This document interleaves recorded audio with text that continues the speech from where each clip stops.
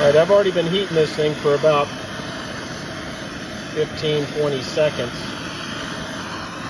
I'm going to run in the house really quick, grab the bearing out of the freezer, which is 0 degrees, really good freezer, and see if I can't just drop this in. You already saw the video where I removed that bearing. Let's see what happens now. I'll come back and heat it just for a second while I grab the bearing.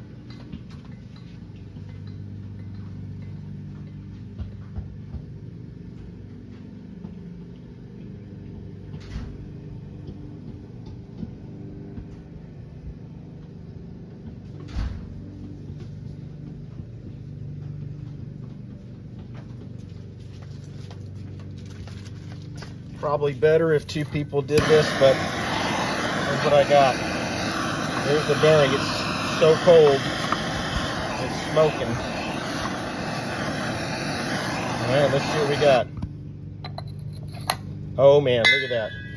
Dropped right in. No punching necessary. I'm just gonna let it cool off. Or, well, the outside will cool off, it'll shrink in, that thing will be tight. All right, easy peasy.